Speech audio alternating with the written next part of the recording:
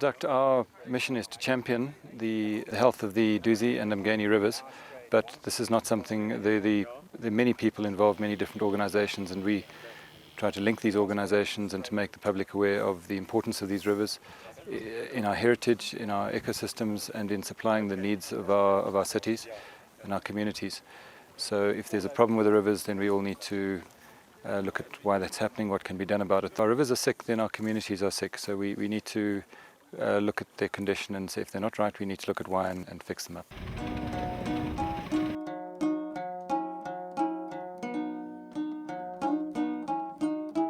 The way that we have treated our rivers is something that we cannot be proud of at all. I mean, the amount of sewage that is put in, the sand winning that is allowed, development of the hyacinths, all very bad. I mean, it's like blocking your own artery, stopping the blood from flowing. We're very fortunate in South Africa to have these wonderful rivers, but we've got to treat them with respect. There's got to be hlonipha, because without that, nature will hit us, and she'll hit us very hard. Without water, we can't live. So the respect for the rivers has got to increase. There's got to be a much greater understanding of the importance of rivers.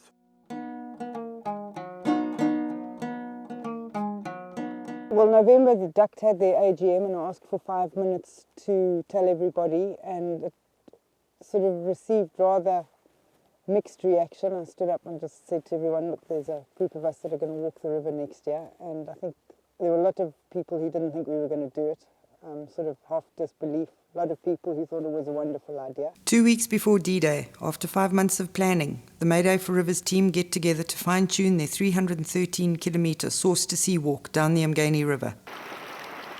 Some said we wouldn't finish the walk, some said we were mad. 28 days after leaving the source, we would arrive at Blue Lagoon in Durban, where the uMngeni River enters the Indian Ocean. The big question everyone asks is, why do it? Well, although a small river, strategically the uMngeni is extremely important, supplying over 1,000 million litres of potable water a day to over 5 million people in almost the entire city of Durban, as well as the KwaZulu-Natal Midlands, an area of around 4,000 square kilometres. Before setting off, we fill an ostrich egg with water from the source spring, probably mimicking an action undertaken thousands of times before, when the original inhabitants of the area, the San, would use these eggshells to transport and store water. The egg is to be carried all the way down the river to the ocean.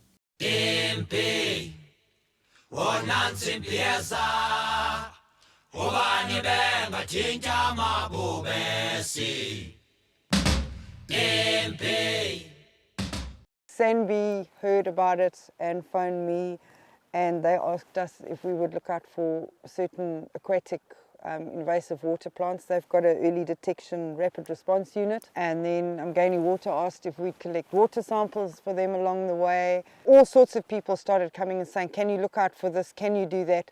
So it literally grew from, oh, let's just walk down the river, to we needed a GPS so we could GPS everything we saw. The river grows rapidly below the wetland as it meanders across grasslands at around 1,900 metres altitude, before dropping down a couple of hundred metres into a narrow gorge lined with indigenous forest, the first plunge in the direction of Howick has been taken. The countryside through the Dargle is dominated by Inhluzane Mountain. Our days are started with a short orientation for the team, a water blessing on arrival at the river. With his hand.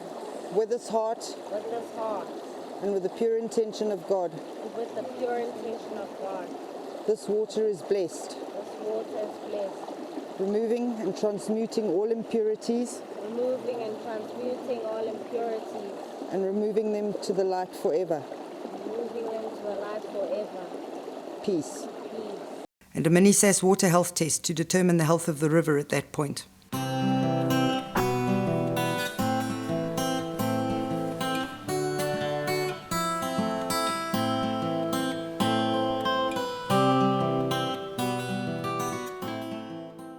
Wow, okay, it's been quite a journey. I think we walked about 65 kilometers by today. And on top of the source, as you guys saw, it was really absolutely natural and pure. I could drink the water and it was tasty. absolutely tasty. But as we got down now, we're seeing a lot of algae, a lot of nutrient overloading. We're not finding the species that we found up at the source when we're doing our SAS tests, which means that the river state is slowly declining. Today's score on the SAS was 6, which means fair condition, but it's getting worse. And I think we got a lot more eye-openers as well. We talk to landowners and record everything we see along the way. Cattle, poultry and dairy farms are passed, and often below these intensive agricultural areas, we find indications of excess nutrients in the water from either fertilizers or livestock feces. And we see for the first time the miracle, to be repeated frequently on the river's journey to the sea. River health and water quality can and does improve if and when there's enough distance without impacts.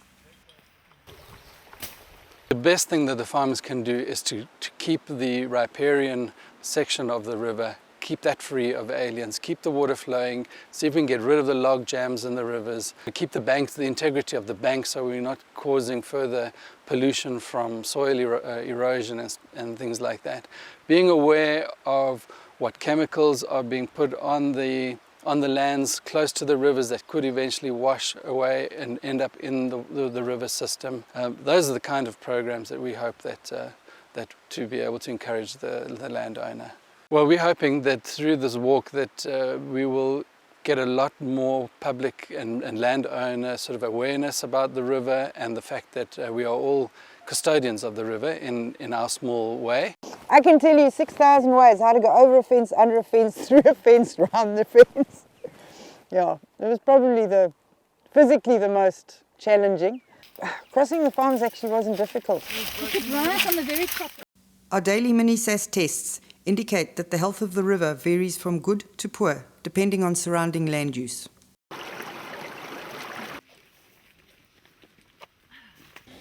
Almost constant thickets of invasive vegetation, such as bramble, cause us a few detours. I've missed this river. While wattle trees line the riverbanks most of the way to Howick.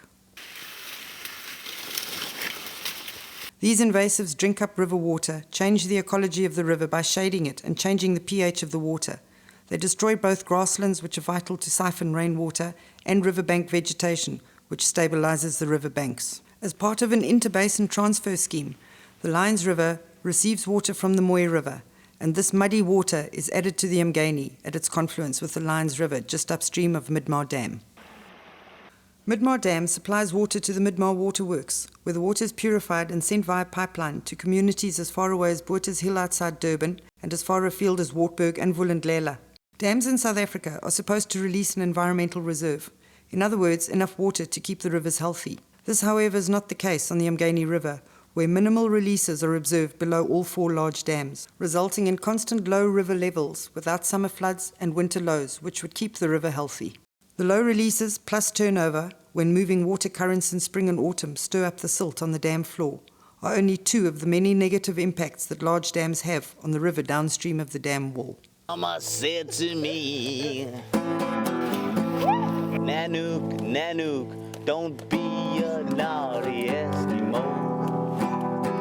She said, watch out where the huskies going, don't you eat that yellow snow. Watch out where the huskies going, don't you eat that yellow snow. Well, one day I was just walking through the tundra, like a good old little Eskimo boy should. And then people, a fur trapper came. Howick is sobering. The impact of Midmar Dam is clearly evident in the chocolate brown water. It's autumn, so this is from turnover in the dam. Illegal dumping is followed by a beautiful wetland and floodplain cared for by the Howick Conservancy.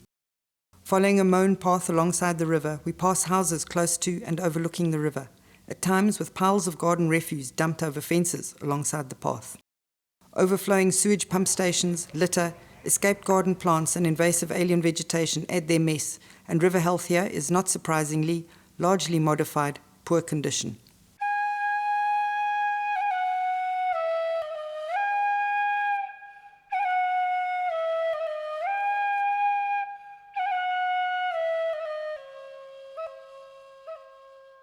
The Legavans have gone.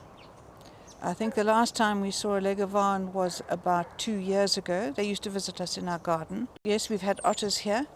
They seem to have gone. We've been told that we must not, under any circumstances, catch any fish here or eat them because they are full of mercury. The Howick Falls mean different things to many different people.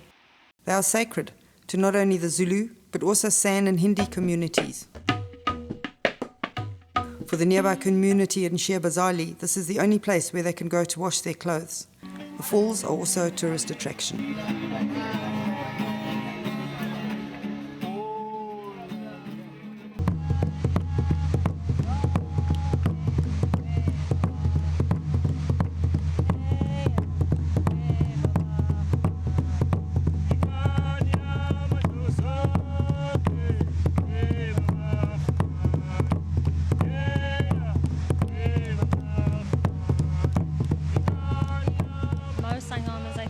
Trained the way that I've been trained will know that polluting the river is not the way forward, and will try their best not to do that even when they're doing ceremony, because that river is the source of the power, it's the source of the spirit, it's the source of the ancestors, it's the source of the energy in the land, it's the goddess in the land, it's the spirit in the land. And for all Sangamas, truly in their hearts, that's where their own heart lies, is with the ancestors and in the land itself. And Mama Earth, who is number one ancestor, first ancestor. Without her, we don't have anything else. So most Sangamas do know that, and will do their best, if they're very conscious about their work, in trying not to harm rivers or any other part of the land with the work that they're doing.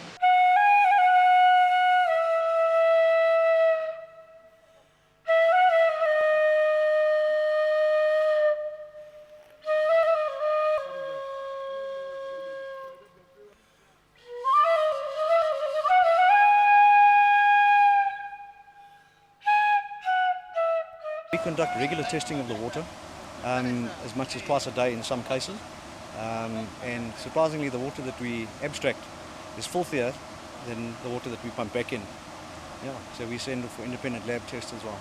So we're quite proud of that fact. If we leave our river areas in the condition that they are in, we're going to have serious problems. And yeah, I'd like to congratulate them. I think it's an awesome cause. Thank you very much for doing what you are doing, and to the walkers all the strength all the rest of the way. The weather's been unusually hot, but enjoy the river where it is still beautiful, and let's work together on trying to restore it as we have been doing over the last 2-3 years.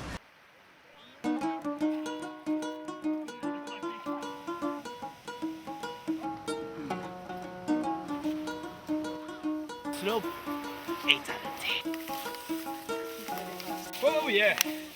Downstream of Howick lie 3 adjacent nature reserves, all impacted from the urban areas upstream, but specifically uMngeni Valley Nature Reserve, which has been in operation since 1974.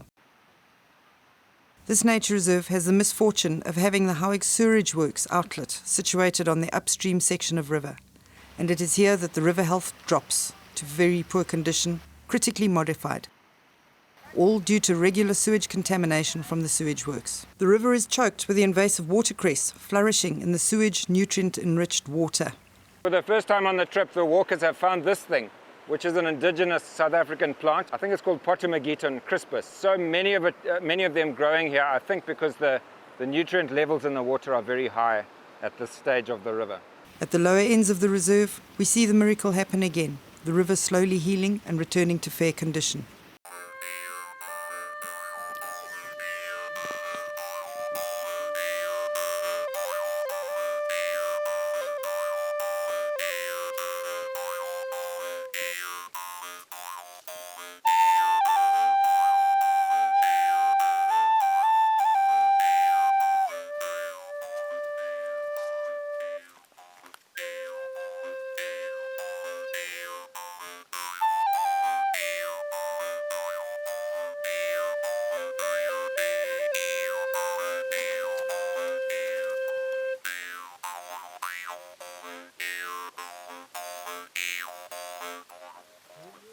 And I just hope that this develops into an annual event and it grows bigger and bigger and bigger, not just with the uMngeni, of all major rivers in our country.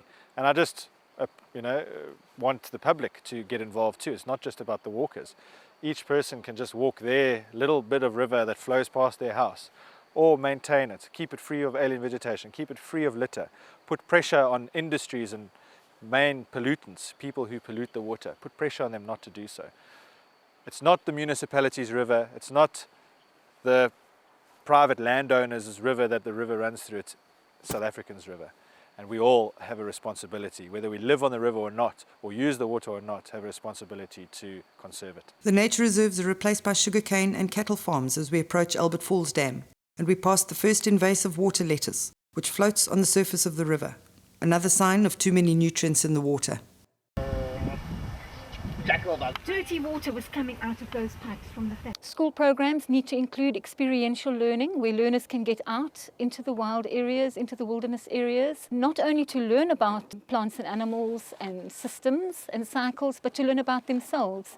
The analogy that the river teaches us is the analogy of life, of interconnectedness, that we are all here together and that what we do affects one another. Below Albert Falls Dam, which is a reservoir for Nagel Dam further downstream, we see more evidence of the negative impacts of large dams. The impact of the sudden influx of water of a different temperature to that of the river, as well as the impact of dam scouring. When the lowest release points in the dam wall are opened up and the accumulated silt and rotting vegetation is released into the river. Once again, the water quality takes a plunge below Albert Falls Dam. Having dropped to around 600 meters altitude, we are almost in the low veld. Less harsh climatic conditions here make the area suitable for intense agriculture. Irrigated vegetable farms, feedlots, lawn farms and sugarcane, many of which contribute to a poor condition river in some places.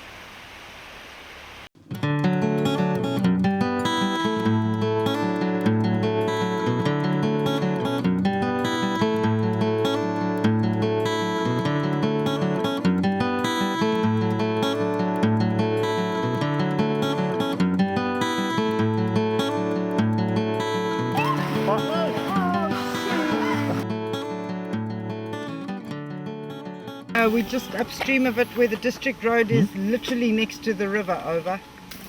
Okay, yeah, you're having going quite slowly. You're not even the halfway mark, I think, over.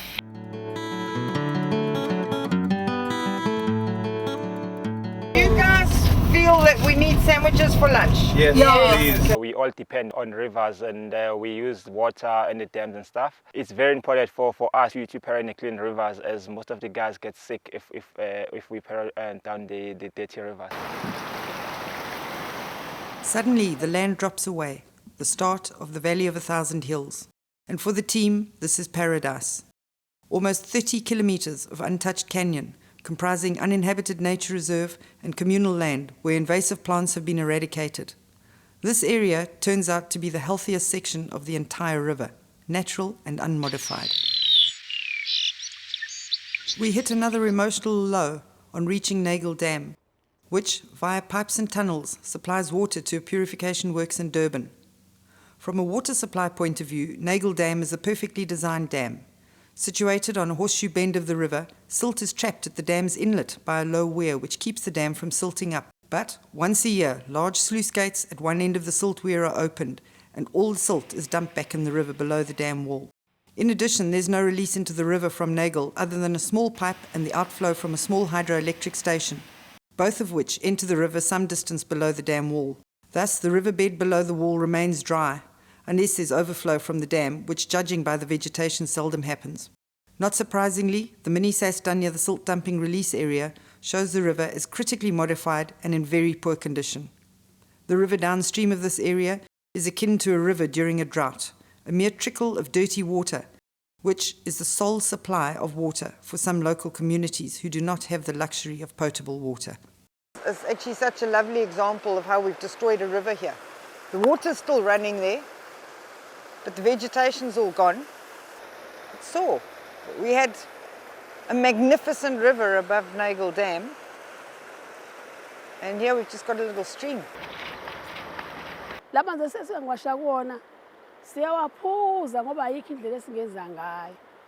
babafika abanye bawahlola lamanzi siwasho bathi sizani lamanzi ningawaphuza angcole kabi lamanzi. It was very important that they go and walk every inch of the river because then we get to see all the problems we wouldn't have seen otherwise, and they actually took water samples for us, and so we were able to take them back to our laboratory here and to analyze them, and we got a lot of data that we wouldn't have otherwise, and Penny and her team could see all the pollution points, and they picked up so much information for us that we would never have known. We have, at uMngeni Water, we have to protect the water resources, and we do go out and we take samples, and we try to go to rivers and dams and waterworks and sewage works, but we definitely can't get to all the places that the Duct River Walk team went to. A river is really an indicator of what goes on in the environment. So for the future, really, for our drinking water resources, and everything relies on water, so we must make sure that's kept as clean as possible. Apart from the section upriver of Nagle Dam, we have constantly observed so many invasive plants along the river since the third day of the walk, so it's a pleasant surprise to find a lack of invasives below the dam. We have entered duck territory, where river staff work in river care teams, spending their days clearing invasive vegetation in the river buffer up to 30 metres from the river's edge, as well as picking up any rubbish they find. Sesiqikelela ukuthi amanzi kufanele ukuthi ahlale ehlanzekile ngaso sonke isikhathi, singalahli udoti phakathi emanzini, nezimila ezinjengana nowatela nako konke lokho ezizimila ezokufika la eLukhuzeni eSouth Africa, nazo siyesizidestroy senzele ukuthi amanzi ahlale egcinekile ngoba amanzi ayimpilo kakhulu kubantu nasezilwaneni eziphilayo. Approaching the confluence with the uMsunduzi River, which runs through Pietermaritzburg upstream of its confluence with the uMngeni, we notice a verdant green ribbon stretching along the river banks, and its significance is understood when we arrive at the confluence. The Duzi water is murky, dirty, full of algae and slime, and it stinks. The green vegetation is a result of too many nutrients and continues all the way to Durban, either on the river banks or as floating masses on the water surface. Every year people get sick in the Duzi, every single year. Some years it's really bad, other years it's not quite as bad, but there's always a case or two of getting sick. So no one wants to partake in a sport and get sick. Well done. I mean, I'm so impressed they've come this far. In a way they must be getting a little bit distressed because they're starting to see more impacts on the river. I want them to continue with this awareness raising program. Sand mining occurs frequently from here down and seems to be totally out of control. With little, if any, monitoring by authorities, most of the mining is illegal. This type of dredging needs special permission, and it's unlikely these miners have that permission. Mined areas are supposed to be rehabilitated after mining. The majority are not, and there are vast areas of riverbank that are either pitted like the surface of the moon or piled with boulders and infested with alien invasive plants, while illegally erected causeways obstruct the river flow, and the deeply dug pools not only change the ecology and health of the river, but obstruct communities from crossing the river.